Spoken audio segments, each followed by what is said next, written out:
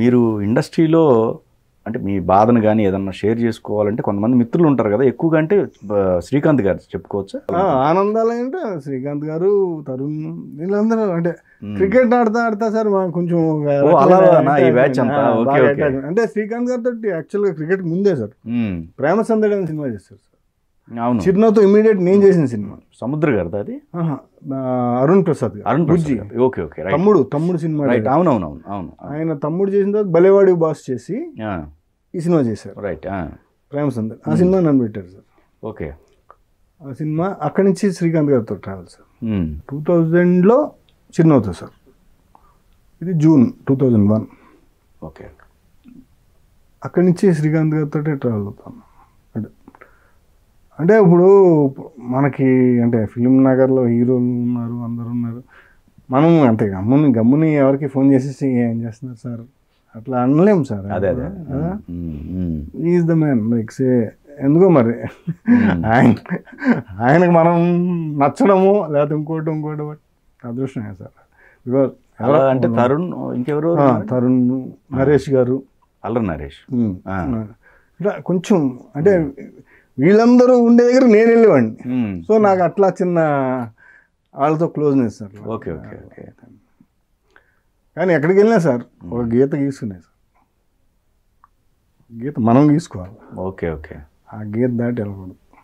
అవునా? ఈ పార్టీలో వీటిలో ఉండరు అయితే, దూరంగా వచ్చింది ఉంటారా? పార్టీలు వెళ్తా సార్. వెళ్తారు. ఓకే. గీత అనేసరికి అదే ఇప్పుడు ఇక్కడ దాకే ఉండాలా. Okay okay. పార్టీలో కూడా గీత ఇక్కడ దాకే ఉండాలి. ఇక్కడ నుంచి ఎక్స్ట్రాలు అయ్యి దబ్బవు. Okay okay. ఇంటికి వెళ్ళిపోవాలి. Okay okay.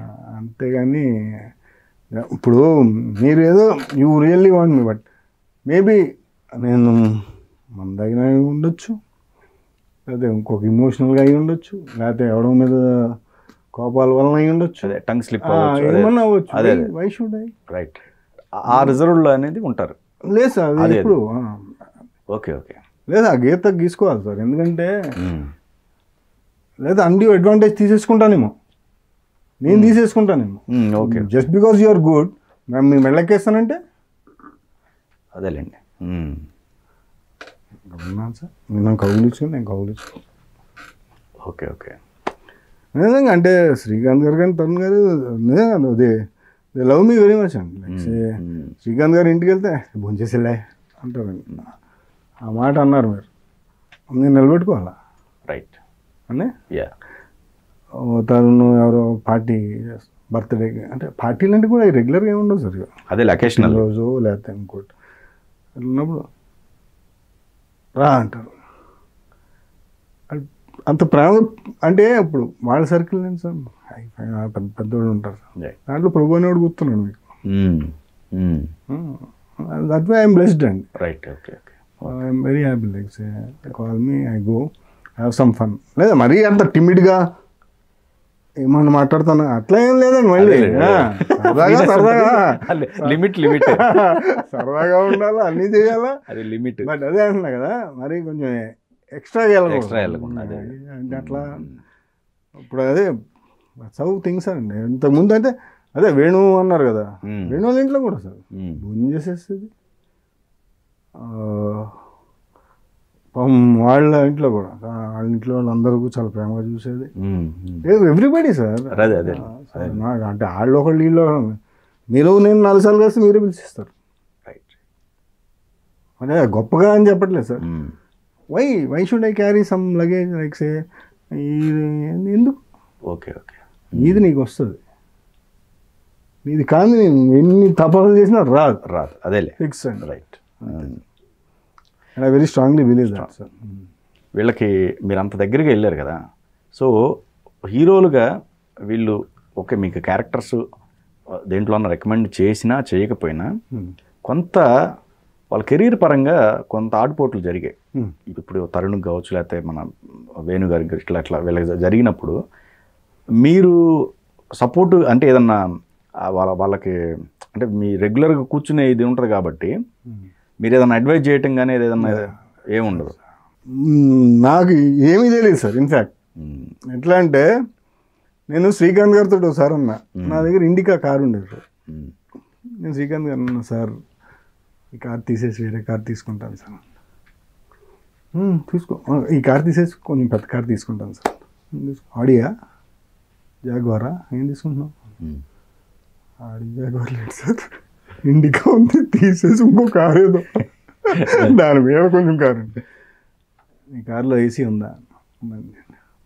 ప్లేయర్ ఉందా? ఉందండి. బాగా వెళ్తుంది కదా. కారు ఎందుకే? ఎందుకు డబ్బులు వేస్ట్ చేయటం? నువ్వు వచ్చి పని చేయి, నువ్వు ఏ కార్లో వచ్చావు అనేది ఎవడ చూడ్డాడా. అట్లా చెప్తారు సార్ వాళ్ళు. Okay okay.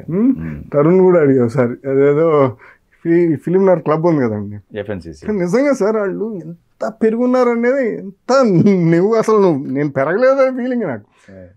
FNCCలో ఎంత ఉంది సార్, చాలా ఎక్స్పెన్సివ్. అయితే దానికి అఫిలియేషన్ ఏదో వైజాగ్లో 2 లక్షలు 3 లక్షలకు ఒక క్లబ్ ఉంది, వాళ్ళు అఫిలియేటెడ్. సో అట్లా ఉంటాయంట. సో నేను తరుణ్ అక్కడ 3 లక్షలు కడితే ఇక్కడ వాడేసుకోవచ్చు ఇవన్నీ.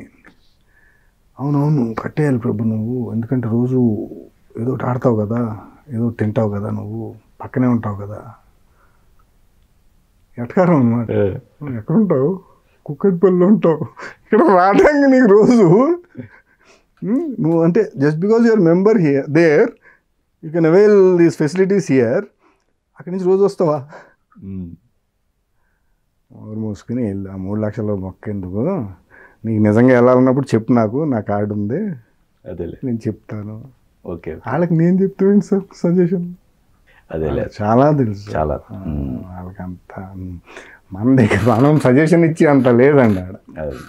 Because they have seen life, because వాళ్ళు ఇండస్ట్రీలో ఉన్నారు, డక్కా మక్కీలు తిన్నారు అని, and they know what exactly. ఇప్పుడు తరుణ్ అంటే యాక్చువల్గా నేను తరుణ్ గారు అన్నాను, తరుణ్ అనొచ్చండి, నాకు ఆ చిన్న లిబర్టీ ఉంది. అయితే ఫస్ట్ సినిమాకి నేషనల్ అవార్డు తెలుసుగా, అన్నీ ఇంత గొప్పగా చేస్తూ ఉన్నాడు. ఆయనకు తెలియదండి. ఇప్పుడు ఆయన నాకు 2002లో పరిచయం సార్, అంటే క్రికెట్ వల్లనే, కేవలం క్రికెటే సార్. క్రికెట్ వలన పరిచయం అయితే ఆయన నాతో మాట్లాడింది ఎప్పుడు తెలుసా అండి? 2004 or 2005లో. అంటే ఏది ఏంటి ప్రభు అనేది. ఓకే. సో అంత స్కాన్ చేస్తారు మిమ్మల్ని. వచ్చిస్తారు వీడు బాగా ఆడుతున్నాడు, మా టీము బాగా ఆడితే బాగాడు, అక్కడే ఆడు. వాళ్ళు మిమ్మల్ని చూసి నువ్వు the way you move about, మీరు ఎట్లా కలుస్తున్నారు, ఎలా మూవ్ అవుతున్నారు, దాన్ని బట్టి మీకు విలువ సార్. నాన్నగారేమో లాయర్, అడ్వకేట్ కదా.